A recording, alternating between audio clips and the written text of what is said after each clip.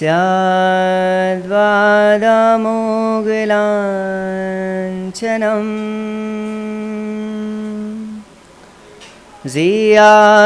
त्रैलोक्यनाथस्य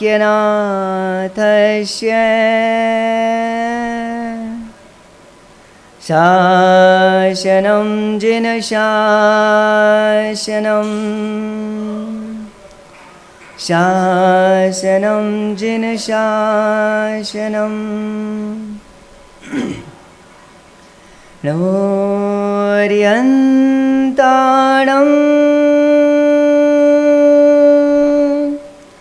नमो सिद्धाणं नमो आयर्याणं नमो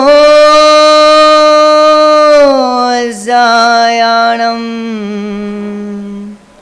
नमो लोये सव्यसाहुणं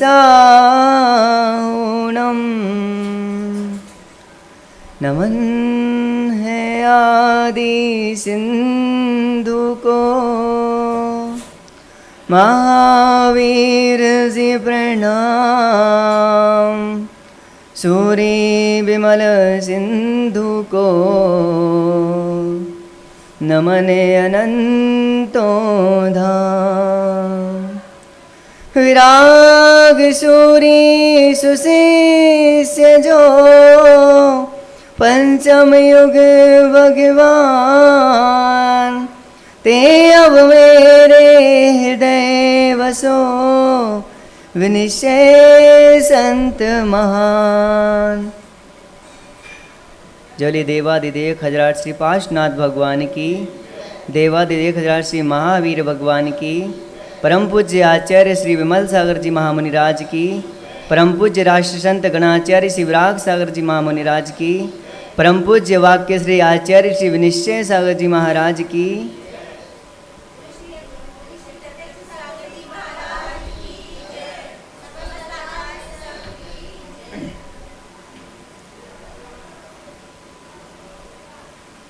एक किसान के सामने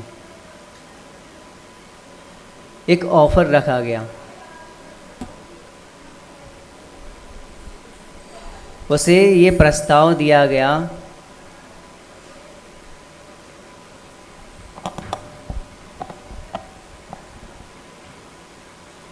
कि सूरज निकलने से पहले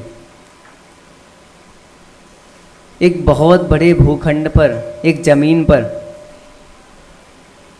उस ज़मीन के जितने हिस्से में वह दौड़ लेगा तो वह पूरी की पूरी ज़मीन उसकी हो जाएगी। किसी ज़मींदार ने उस किसान को ऐसा ऑफ़र दिया कि जितने हिस्से की ज़मीन पर तुम दौड़ लोगे उतनी पूरी की पूरी ज़मीन तुम्हारी हो जाएगी। साथ में शर्त यह थी कि सूरज डूबने से पहले तुम्हें जहाँ से शुरू किया है वहाँ पर वापस भी लौटना पड़ेगा, उस स्थान पर पुनः आना पड़ेगा। अवसर था कुछ पाने का, और पाने का अवसर अगर रुचि के अनुसार है तो कोई नहीं छोड़ता। अगर किसी को मन की वस्तु मिल रही हो तो कोई भी पीछे नहीं हटता, सब चाहते हैं किसी भी तरह उसको वो वस्तु मिल जाए। किसान के सामने ही बहुत बड़ा प्रस्ताव, उसके जीवन का सबसे बड़ा प्रस्ताव था कि आज उसको धनी बनने का, बहुत सारी ज़मीन हासिल करने का उसके पास मौका था। वह अगले दिन तुरंत तैयार हुआ और सूरज निकलने के साथ ही दौड़ पड़ा। वह अपनी पूरी शक्ति से, पूरी सामर्थ्य से दौड़ता चला जा रहा था, दौड़ता जा रहा था, क्योंकि उसके मन में आकांक्षा थी कि वह ज़मीन उसको प्राप्त हो जाए। ज़्यादा से ज़्यादा, जितनी ज़्यादा से ज़्यादा वह दौड़ लेगा उतनी ज़्यादा से ज़्यादा ज़मीन उसको मिलनी थी। वह बेतहासा अपनी क्षमता से बाहर भी दौड़ते चला जा रहा था, दौड़ते चला जा रहा था। और इस उत्साह में वह ये शर्त भूल गया, और जैसे ही उसको शर्त याद आई, शाम होते होते जैसे ही उसको शर्त याद आई, वह वापस उस स्थान की ओर दौड़ पड़ा जहाँ से उसने शुरू किया था। समय होने को था, सूरज डूबने को था। अगर शर्त पूरी नहीं होती तो उसको ज़मीन नहीं मिलती। इसलिए वह किसान अपनी शक्ति से बाहर अपनी क्षमता से बाहर की कोशिश करके पूरी शक्ति लगा के वह दौड़ रहा था। अब शक्ति से बाहर काम करेगा तो क्या होगा? उसकी सांस फूल गई और दौड़ते दौड़ते उस जमीन पर ही उसका दम टूट गया। किसान का वहीं मृत्यु हो गई। और उस किसान को दफनाने के लिए केवल जमीन के छोटे से टुकड़े की जरूरत पड़ी। कोई फर्क नहीं पड़ता कि वह किसान अमीर था कि गरीब था, बहुत अच्छा था, दुर्जन था, सज्जन था, कोई फर्क नहीं पड़ता। लेकिन किसी भी लालची व्यक्ति का परिणाम यही होता है। लोभ हमारे बंध का कारण है। जितना भी लोभ, हम व्यक्ति उतना हासिल नहीं कर सकता जितना उसके मन में लोभ रहता है। वस्तु उसे जरा सी मिलती है लेकिन लोभ उसे बहुत बहुत बहुत सारा होता है। महावीर स्वामी ने इस दुनिया को बुरा नहीं कहा। लोग कहते हैं, अक्सर कहते मिल जाते हैं लोग, कि संसार बहुत बुरा है। कभी किसी से दुख पा लिया, किसी से धोखा पा लिया, किसी से चोट पा ली, किसी कारण किसी अपने कर्मोदय से अगर उसको दुख पीड़ा कष्ट भोगना पड़ गया तो कहते हैं संसार बहुत बुरा है, बहुत बुरा है संसार। लेकिन संसार अच्छा या बुरा नहीं होता। अच्छा या बुरा हम होता है हमारा भाग्य या हमारा परिणाम। जिस संसार में आप दुख पा रहे हो उसी संसार में कोई सुख भी पाता हुआ है। जिस संसार में आप रहते हो उसमें साधु संत अरिहंत भगवान सब रहते हैं, उन्हें तो कोई कष्ट नहीं। वह अरिहंत भी इस संसार में रहते हैं, अनंत सुखों का भोग करते हैं। इसीलिए संसार बुरा नहीं है। महावीर स्वामी ने भी गृहस्थ धर्म का उपदेश दिया। और भी 5 तीर्थंकरों को छोड़कर 19 तीर्थंकर गृहस्थ अवस्था में रहे भी। गृहस्थी बुरी नहीं है लेकिन उसमें रहने का तरीका आना चाहिए। अगर आपके मन में आसक्ति नहीं है, लोभ नहीं है, लालच नहीं है, किसी वस्तु के प्रति जुड़ाव नहीं है, तो आपको हर पल सुकून उस गृहस्थी में रहकर भी मिल सकता है। हमारा मोह ही है जो हमें रुलाता है। एक विदेशी भारत यात्रा पर आया, वह अनजान जगह पर था और घूम घूम कर बहुत थक चुका था। अब उस विदेशी को बहुत जोरों की भूख लगी। चाहे देसी हो चाहे विदेशी, भारत का हो चाहे अन्य जगह, भूख तो सबको लगती है, भोजन सभी करते हैं। उस विदेशी को भी बहुत जोरों की भूख लगी और उसके लिए जगह अनजान थी, पता नहीं था भोजन कहाँ मिलेगा। तो उसने एक भारतीय से पूछा कि यहाँ पर अच्छा भोजन खाने के लिए कुछ मिल सकता है। तो उस भारतीय ने अपनी अतिथि देवो भव की परंपरा के अनुसार जो सबसे पास में खाने की वस्तु थी उसने उसकी तरफ इशारा कर दिया। वह विदेशी गया, उसने उस दुकानदार से फल खरीदे, उसकी कीमत अदा की और एकांत में ले जाकर उन फलों का सेवन करने लग गया। अब वह विदेशी उन फलों को खा रहा है लेकिन उसकी भूख नहीं मिट रही। पता है क्यों? उन फलों को खा नहीं पा रहा। वह बहुत कोशिश किया, भूख के मारे उसका बुरा हाल, कोशिश कर रहा है उस फल को खा ले, लेकिन उस फल का सेवन नहीं कर पाया। और सेवन करने के कारण उसके दांतों और मसूड़ों से खून तक बहने लग गया। पता है क्यों? वह कौन से फल का सेवन कर रहा था? कौन से फल का? वह नारियल का सेवन कर रहा था। वह खा तो नारियल रहा था लेकिन उसके सेवन का उसको तरीका नहीं पता था, इसलिए उसके चोट लग गई, उसको कष्ट मिला, उसको दुख, उसको पीड़ा मिल गई। ठीक उसी तरह यह संसार है। फल तो बहुत अच्छा है, हम मनुष्य पर्याय में हैं, जैन धर्म में हैं। सुबह उठते ही आँख खुलते ही अपने आप को धन्यवाद दिया करो। इस पर्याय से पहले अनंतों पर्याय ऐसी हुई हैं जब तुम जैन पर्याय को तरसे हो। देव सास गुरु का सानिध्य मिल जाए ऐसी निरंतर मन में कामना करते रहे अपन, पढ़ते हैं 12 भावना में, दुर्लभ है, कितना दुर्लभ है। स्थावर से त्रस पाना बहुत दुर्लभ है, त्रस से पंचेंद्रिय सैनी संगी हो जाना बहुत दुर्लभ है, उस संगी में मनुष्य हो जाना बहुत दुर्लभ है, और मनुष्यों में भी उच्च कुल पा लेना तो बहुत दुर्लभ है, और उच्च कुल में भी जैन धर्म देव शास्त्र गुरु का सानिध्य पाना अति दुर्लभ है, दोबारा मिलने वाला नहीं है। बहुत मेहनत से, बहुत मुश्किल से यह धर्म, यह जैन कुल हमें मिला है। तो ये मत कहना कि संसार बुरा है। अगर उस विदेशी को तरीका आता तो उस नारियल को तोड़ के उसकी मीठी गिरी और मीठा मीठा पानी पी सकता था। आपने कभी देखा? आपके साधु संत तो नहीं कहते संसार बुरा है। संसार उनके लिए बुरा है जिनके परिणाम बुरे हैं।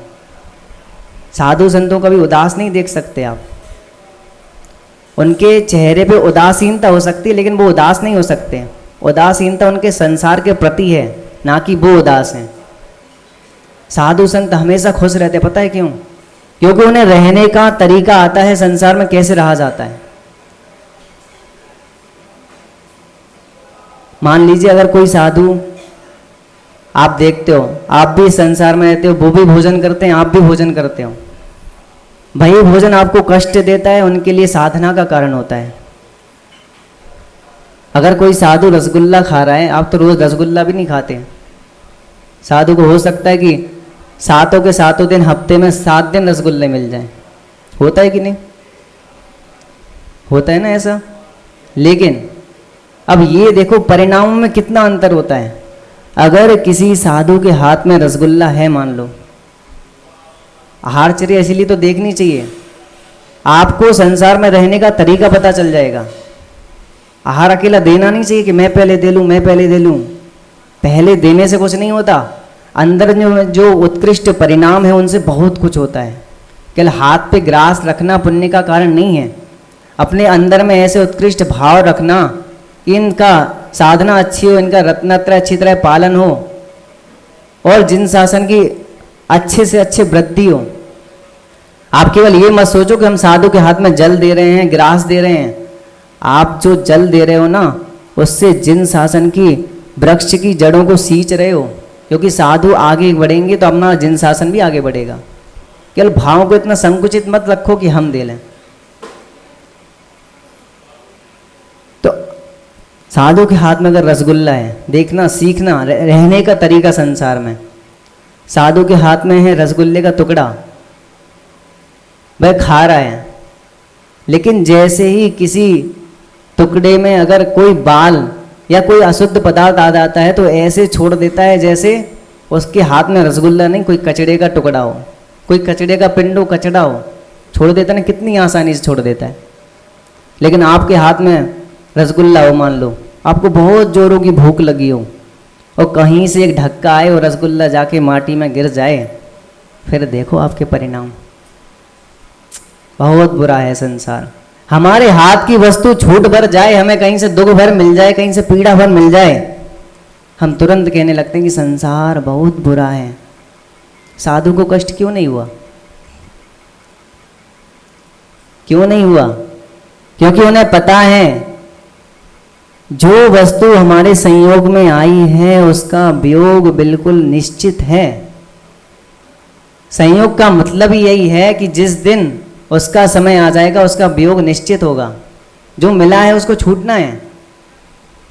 इसीलिए इस संसार में रहो, सबको अपना कहो, लेकिन अपना मानो किसी को भी नहीं। संसार में सबसे अच्छा रहने का तरीका यही है कि सबको अपना कहो, हर एक व्यक्ति अपना है। किसी से द्वेष नहीं करना, किसी से बैर नहीं करना, किसी को ये नहीं कहना कि तुम मेरे नहीं हो। सबको अपना कहो, पर मानो किसी को भी अपना बिल्कुल नहीं। जिस दिन आ जाएगी मृत्यु तो तुरंत ऐसे छोड़ देना जैसे मेरा कुछ भी था ही नहीं, सब यहीं मिला था और यहीं छोड़ के जाना है। सब कुछ यहीं मिला है, कहीं से हम लाए नहीं हैं। जो कर ले जाएंगे तो केवल वो है यहाँ से हमारा धर्म, हमारा पुण्य, हमारा पाप बस साथ में यही जाता है, कुछ भी हमारे साथ नहीं जाने वाला। इसीलिए सबके साथ रहो, सबके पास रहो, लेकिन 24 घंटे में से केवल 5 मिनट अपने पास भी रहो। 5 मिनट निकालो, एकांत में बैठो, कहीं मंदिर में बैठो, कहीं भी एकांत घर में बैठ जाओ, छत पे बैठ जाओ और उस दृश्य की परिकल्पना करो कि आपके जीवन का बिल्कुल अंतिम दिन, जब आपकी आखिरी सांस निकल गई हो और शमशान में या कहीं और जहां जैसी आपकी गति ले जाए, वहां आप और आपका शरीर अलग है। उस दृश्य की परिकल्पना करो कि आपका शरीर आपकी आंखों के सामने धू धू कर चिताओं में जल रहा है। सोचो उस चीज को। जिस शरीर के लिए हमने पाप किया, रात दिन अच्छा बुरा कुछ भी नहीं देखा, वह शरीर एक दिन छूट जाने वाला है। उस शरीर के कारण कितने व्यवहार बनाने पड़े, क्या क्या नहीं करना पड़ा, पूरी गृहस्थी बसानी पड़ी, वह शरीर एक दिन नष्ट हो जाएगा। अगर आप प्रतिदिन 5 मिनट भी उस नश्वरता का चिंतन कर लोगे, केवल 5 मिनट, 24 घंटे में केवल 5 मिनट इस बात का चिंतन अवश्य किया करो। अगर भेद विज्ञान का आपको अनुभूति नहीं होगी तो चिंतन भर हो जाएगा, तो आपको वह ज्ञान मिल जाएगा जो इस संसार में आपको रहने लायक बना देगा। आपको फिर कष्ट नहीं होगा, आपसे कोई भी दूर हो जाएगा, आपके प्रिय से प्रिय वस्तु भी आपसे दूर होगी तो आपको कष्ट नहीं होगा, क्योंकि आपके धारणा में, आपके ज्ञान में ये निश्चित पहले से ही था, ये अगर आया था तो जाएगा भी जरूर। अगर मेरे को कुछ चीज मिली है तो वह मेरे से छूटेगी। अगर मेरे घर का, मेरे संबंधियों का, मेरे परिवार का, मेरे पुत्र का, मेरे पुत्रियों का, किसी का भी मेरे से संयोग हुआ है तो उनका वियोग भी मेरे से एक दिन होना ही होना है। हम मोह कर भी लेंगे तो उन्हें अपने पास रख नहीं सकते, कितना भी मोह कर लो। राम ने कितना मोह किया लक्ष्मण के शरीर से, शरीर से ही तो कर पाए, आत्मा तो नहीं रोक पाए, लक्ष्मण को तो नहीं रोक पाए ना, कोई नहीं रख सकता। महापुरुष भी एक दिन इस संसार को छोड़ देते हैं तो हमारी उनके सामने बिसात क्या है, कुछ नहीं है, हम तिनका बराबर नहीं है। रहने का तरीका अगर सीखना हो तो देखना उस भरत चक्रवर्ती को, 6 खंड का राजा, अरबों करोड़ों घोड़े, हाथी, सैनिक, 365 रसोइया, 96,000 रानी और पुत्र पुत्रियों की तो संख्या ही नहीं, 14 रत्न, 9 निधियां, इतना सब होने के बाद भी मन में आसक्ति का लेस मात्र भी नहीं, कुछ भी नहीं। विभूति इतनी कि उससे उत्कृष्ट विभूति इस संसार में हो नहीं सकती, चक्रवर्ती से ऊपर किसी की विभूति नहीं होती। अगर ग्रस्तों में उत्कृष्ट विभूति चक्रवर्ती की और धर्म में मार्ग में देखें तो तीर्थंकरों की, इससे ऊपर किसी की विभूति हो ही नहीं सकती। उसके बाद भी उसके परिणाम इतने निर्मल, इतने शांत कि इतना जो कुछ भी मेरा दूर दूर तक दिखाई दे रहा है उसमें मेरा तो कुछ भी नहीं है। सब कुछ मेरे पास है लेकिन मेरा कुछ भी नहीं है। कितनी बड़ी विरोधाभास है ये। सारे राज्य का संचालन कर रहा है, राजाओं से लड़ भी रहा है, मंत्रियों को आज्ञा भी दे रहा है, परिवार का पालन भी कर रहा है, 96,000 रानियों से संपर्क भी है, पुत्र पुत्रियों से स्नेह में भी बंधा है, भाई बंधु सबसे व्यवहार निभा रहा है। उसके बाद भी मन में आसक्ति का लेस मात्र भी नहीं। उसको पता है ये सब मेरा है लेकिन संयोग से मेरा है, मेरी आत्मा का नहीं है। मेरी आत्मा का अगर कुछ है तो मेरा धर्म है, मेरा कर्म है, उसके अलावा कुछ भी मेरा नहीं है। इतना बड़ा राज्य होने के बाद भी जिस दिन अगर मुनिराज की चर्या नहीं करा पाए, जिस दिन भगवान की पूजन नहीं कर पाए, तो उसको ऐसा खेद होता था जैसे 6 खंड का राज उसके सामने तृण बराबर हो। कितनी बड़ी बात है। तो रहने का तरीका ऐसा हो कि हम संसार में तो हो लेकिन संसार हम में ना हो, तो हम इस संसार से आसानी से यहाँ रहते हुए भी सुकून पा सकते हैं, रहते हुए भी धर्म कर सकते हैं। उस रहते हुए और जब यहाँ से जाएंगे तब भी बहुत कुछ हम अपने साथ ले जा सकते हैं।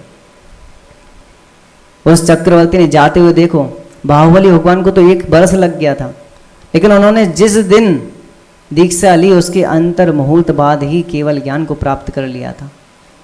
क्योंकि तड़प रहा था अंदर से, बिन पानी की मछली की तरफ तड़पन थी कि कब मैं इस राज्य से छूट जाऊं, कब मैं इस पुण्य से मिली संपदा से हट जाऊं। कर्म दोनों थे, पाप भी कर्म होता है और पुण्य भी कर्म होता है। लोगों को पाप कर्म भारी लगता है, पुण्य कर्म बहुत अच्छा लगता है। लोग सोचते हैं मेरे पास धन है, गाड़ी है, बंगला है, परिवार बहुत अच्छा है, मेरे पुत्र पुत्रियां मेरी बात मानते हैं तो बहुत अच्छा हूं मैं। लेकिन उसको वह पुण्य भी उसको चुभ रहा था, क्योंकि धर्मात्मा था ना वो। अगर पुण्य है तो लोग गलत काम करने पे भी नहीं सोचते, क्योंकि पुण्य चल रहा है ना। पुण्य के उदय में किसी को कुछ नहीं दिखता अच्छा बुरा, क्योंकि अभी पुण्य है। लेकिन जब दुख पड़ता है तब लोगों को मंदिर और भगवान की याद आती। ये रियल बात है, बिल्कुल सत्य है कि दुख हमारा शत्रु नहीं है। लोग दुख से घबराते हैं, दुख हमारा शत्रु नहीं है। दुख तुम्हारा परम मित्र है, क्योंकि वह एक अलार्म की तरह काम करता है कि भैया देख लो, कुछ गड़बड़ कर दिया कहीं पे, सुधार लो। और जैसे ही दुख पड़ता है लोग तुरंत, एक किसी ने पूछा कि भगवान अगर है तो नजर क्यों नहीं आता। किसी ने कहा कि भगवान अगर है तो नजर क्यों नहीं आता। तो सामने वाला व्यक्ति बोला, जब कुछ नजर नहीं आता तब भगवान ही नजर आता है। भगवान नजर तब आएगा जब कुछ नजर नहीं आएगा, जब भयंकर दुख पड़ा होगा। सुख में तो कोई किसी को याद नहीं करता इतना जितना दुख में। जैसे ही दुख पड़ता है तुरंत अंदर में जाप मंत्र सब चालू हो जाते हैं, महाराज मंदिर अब दिखते हैं जब दुख पड़ता है। लेकिन अगर सुख में ही याद कर लेंगे ना तो दुख आने की नौबत ही नहीं आएगी। दुख को शत्रु मत मानो, दुख तो आपको बताने आया कि कहीं पहले गड़बड़ कराए हो। अगर पहले ऐसा कर्म नहीं बनता तो दुख नहीं आता, यानी पहले कहीं गड़बड़ करी है आपने, कहीं ऐसा काम हो गया हमसे जो अशुभ कर्म बंध गया। उस अशुभ कर्म के उदय से जब दुख मिला तब उसने हमें बताया कि कहीं हम गड़बड़ कराएं, उसको सुधारने का मौका तुम्हारे हाथ में है, क्योंकि अभी मनुष्य पर्याय में हो, सुधार सकते हो, समझ सकते हो। भाई अनंतानंत जीव जो पहले 1 इंद्रिय 2 इंद्रिय 3 इंद्रिय 4 इंद्रिय और 5 इंद्रिय असैनी तक, उनके पास मौका नहीं है सुधारने का। उनका तो पुण्योदय कभी आ जाए, कोई किसी उदय से तो वो समझ जाएं, निकल आए उस पर्याय से। लेकिन आपके पास समय है और बहुत सीमित समय है, तो केवल एक बात को समझनी है, सब चीज़ का उपयोग करो, सब चीज़ यूज़ करो, सब करो, लेकिन आसक्ति मन में ना रखो। आसक्ति नहीं होगी तो यहाँ भी सुखी रहोगे, और यहाँ से जब जिस दिन जाओगे उस दिन भी मुस्कुराते हुए आनंद से मृत्यु का स्वागत सीना चौड़ा करके कर लोगे। क्योंकि वह जो छीनेगी उसके पहले ही हम छोड़ चुके हैं। मृत्यु जो हमारा लेगी उसके पहले ही हम सब छोड़ चुके होंगे, क्योंकि हमें पता है वो मेरा था ही नहीं, कुछ मेरा नहीं था। वह तो जब तक यहाँ था तब तक के लिए यूज करने के लिए मिला था। धन जीने का साधन है, वह हमारी आत्मा में मेरे साथ नहीं जाएगा। गृहस्थी, हमारा परिवार, हमारे रिश्तेदार सब जीने का साधन है। यहाँ से जैसे ही मृत्यु हुई यहाँ सब बिलखते रह जाएंगे, वहाँ पर दूसरा परिवार तैयार खड़ा रहेगा। लोग केवल मोह के कारण उस शरीर से चिपटते रह जाएंगे। आपका तो केवल 4 समय भी नहीं लगने, ज़्यादा से ज़्यादा 4 समय होता, लेकिन यहाँ पर जब तक उसकी बॉडी को, उसकी लाश को जला नहीं पाते उतने में तो दूसरी जगह जन्म हो जाता है आपका। हो जाता है ना, सबको पता है, सबको सब कुछ पता है। मैं जितना भी यहाँ से बोल रहा हूँ सबको सब पता है, लेकिन क्या करें। आचार्य पूजपा स्वामी कह गए, मोहेन संव्रतम ज्ञानम स्वभावम लभते नहीं। सबको सब कुछ पता है, सबको पता है हिंसा, झूठ, चोरी, कुशील, परिग्रह सब पाप हैं, सबके करने से अशुभ कर्म का बंध होता है, सब जानते हैं, सब ज्ञानी हैं। लेकिन आचार्य पूज्यपाद स्वामी ने कहा वो भी गलत नहीं है। मोह से ढका हुआ ज्ञान स्वभाव को प्राप्त नहीं हो सकता। हम गलतियां करना नहीं चाहते, लेकिन हमारा मोह हमसे बार बार गलती करा देता है। इसीलिए उस मोह पर विजय प्राप्त करो, और जितना भगवान के निकट रहोगे, जितना साधु संतों के निकट रहोगे, उनको निकट से देखोगे, केवल देखना नहीं, उनसे बात नहीं करना, उनके अंतरंग को समझो भी, कैसे वो रहते हैं, कैसे वो चलते हैं, कैसे वो खाते हैं। केवल रसगुल्ला नहीं देखना, रसगुल्ले के प्रति उनका भाव कैसा है ये भी देखना। उस थाली, भरी भरी थालियों के प्रति उनका भाव कैसा है ये जरूर देखना। तब आपको रहने का, संसार में रहने का तरीका पता चल जाएगा। और उस विदेशी की तरह नहीं करना कि बिना छीले, बिना तोड़े श्रीफल को खाने लगो, दांत मसोड़ो तो छिलेंगे ही। ऐसे ही संसार को अगर जानोगे नहीं, समझोगे नहीं, उसमें जीने लग जाओगे, वस्तुओं के प्रति मोह करने लग जाओगे, तो जिस दिन वो छूटेंगे तो कष्ट तो होगा। उस कष्ट को मिलने से पहले इतना समझ लो कि भाई कष्ट हमारा है ही नहीं, क्योंकि वस्तु मेरी नहीं है तो कष्ट मेरा क्यों। जो एक दिन छूट ही जाना है उसको पहले ही छोड़ दो, उसका ही आनंद ले लो। बहुत आनंद आता है। किसी वस्तु से बंध जाने पर मन में ऐसी आकुलता, व्याकुलता होती है, लेकिन जिस दिन उस वस्तु को हम छोड़ देते हैं, राजा हो जाते हैं हम। ये पेन मेरा है, अगर मेरा है तो मैं इसका गुलाम हूँ, क्योंकि मेरा है। अब इसकी संरक्षण कौन करेगा, इसका ध्यान कौन रखेगा, मेरे को रखना पड़ेगा। लेकिन जिस दिन हम कह देंगे ये मेरा नहीं है, उस दिन से हम इसके राजा हो जाएंगे। अभी ये हमारा राजा है, ऐसे ही हमारा घर परिवार, हम कहते ये मेरा है तो तुम उससे बन गए, अब तुम उसके दास हो गए, क्योंकि घर तुम्हारा हिफाजत नहीं करेगा, तुम्हें घर की सुरक्षा करनी पड़ेगी। और जिस दिन सोच लोगे कि ये मेरा है, संयोग से है, जब तक रहूँगा, लेकिन जिस दिन छूट जाएगा उस दिन पहले हमें छोड़ देना है, तो हम राजा हो जाएंगे। सब कुछ हम अपने हाथ में कर सकते हैं। वस्तुओं से बंधना नहीं है, वस्तुओं को उपयोग करना है केवल धर्म और पुण्य हासिल करने के लिए, उपभोग करना है, लेकिन आसक्ति नहीं रखनी। उस चक्रवर्ती को हमेशा दिमाग में बसाए रखना कि सब कुछ था उसके पास, उससे ही बड़ी चीज़ थी उसकी आसक्ति उसमें नहीं थी। आपके पास तो कुछ भी नहीं है, तब भी कितनी आसक्ति कर लेते हो।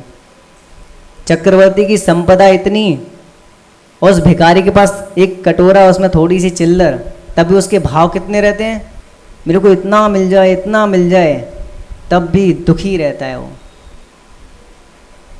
इसीलिए दुखी रहता है क्योंकि आसक्ति है ना, मूर्छा भाव। पाने की चाहत रहेगी तो दुख तो हमेशा मिलता रहेगा।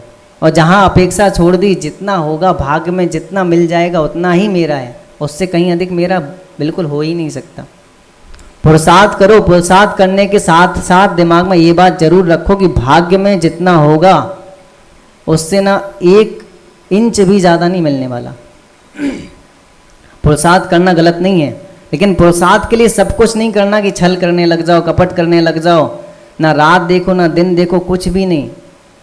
पुरुषार्थ सम्यक करो, उसके बाद जो फल मिले उसको भाग्य का अपना ही किया हुआ मानकर उसमें संतोष धारण करो। और ऐसे अगर संसार में रहोगे तो सुखी रहोगे। सुख आपको ढूंढेगा, दुख आपको दिखाई तक नहीं देगा, क्योंकि आसक्ति नहीं है तो दुख नहीं है। संसार में सबसे बड़ा दुख केवल आसक्ति का है। बंध जाओगे तो कष्ट होगा, खुल जाओगे तो कोई कष्ट नहीं होगा।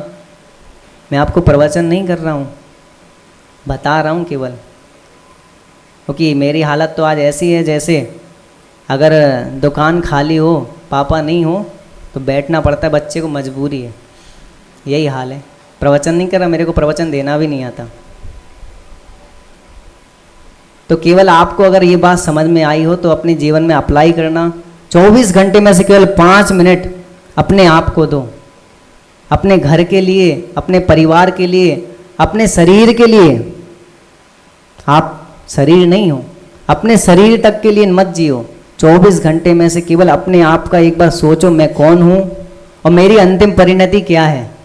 इतना अगर सोच लोगे तो जो भी आप क्रियाएं दिन भर में करते हो धर्म की, वह सब क्रियाएं करना आपका सार्थक हो जाएगा। बस यही बात आपको बताना चाहता हूँ। इसी भावना के साथ जय बोले परम पूज्य आचार्य श्री विनिश्चय सागर जी महाराज की